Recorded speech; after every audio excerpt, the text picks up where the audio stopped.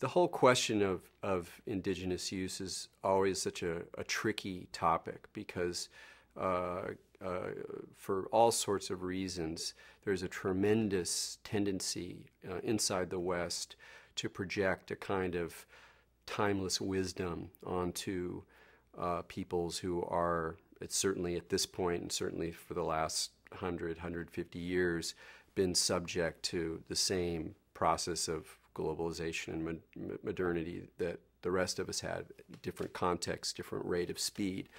But nonetheless, we're all caught up in this same kind of world transforming moment. And it's certainly too infrequently recognized by high and holy hippies that the Brazilian religions that they're drawing their inspiration from in terms of their own ideas of what ayahuasca is uh, really are themselves largely, or at least significantly, 20th century products. And that even if you go into looking at more strictly indigenous use inside of the jungle, you're going to find lots of historical transformations.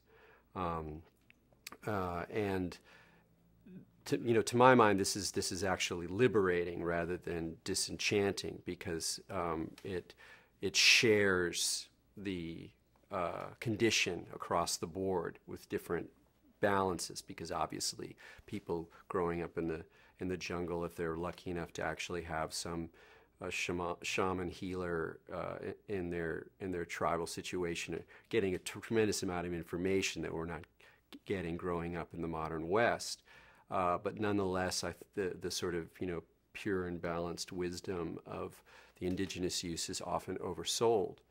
Another factor that is really under-recognized among white folk or Westerners who are drawn to this path is the fact that it's a whole ball of wax.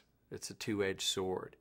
That if you're really going to go into a shamanic South American ayahuasca jungle frame of mind, if you're going to try to take on that reality where these spirits are giving you messages, where the jungle is alive, where one develops powers and allies and alliances, then you have to take on a world where there are poison darts and evil shamans who are after your ass all the fucking time. And people don't recognize that. And that itself is a sign of a kind of spiritual materialism and a kind of romanticization. The idea that you can get the good stuff from a magical worldview and not really have to engage the darker side of a world of power, because it's pretty dark. It's pretty dark. There's one, I don't remember her name, but there's an interesting story of an anthropologist who ended up actually studying a woman with this ayahuasquero, and was going deeper into the practice and starting to really kind of open up her worldview, and reached a certain point where she realized that to keep going was to enter into a much deeper, darker world, that there was she would have to kind of take the whole thing on, and she didn't. She was like, no, I'm not gonna go there. And so I think that those issues are really important to keep in mind when you look at what is the fate of these indigenously inspired traditions as they enter into the West. As people who are, brought up on suburbs, on TV, on the internet, and personal computers, turn to these things in order to heal, in order to experience a deeper connection with nature, in order to explore themselves, all the different reasons people have.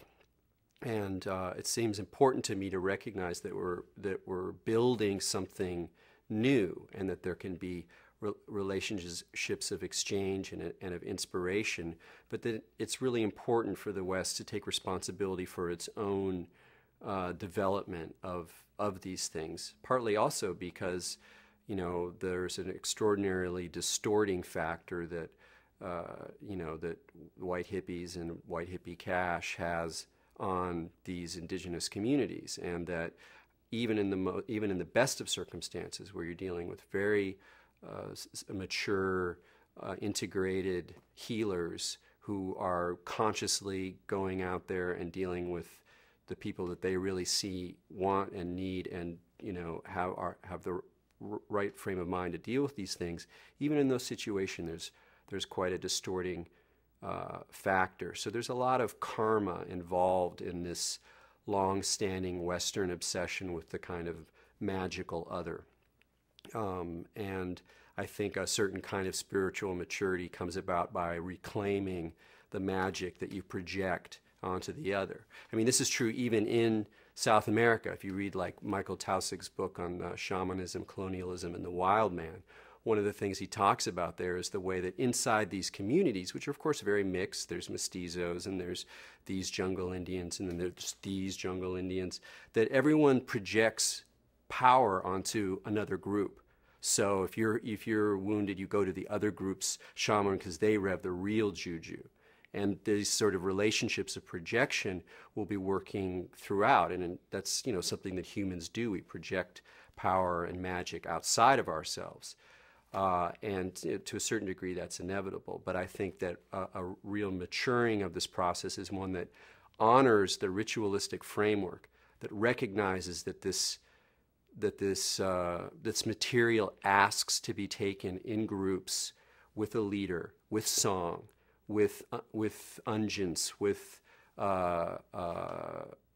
scents, with feathers, whatever the material is, that it asks for that. But at the same time, there has to be this very difficult work of taking responsibility for developing a Western way. And I think that is happening, and it's a fascinating religious development.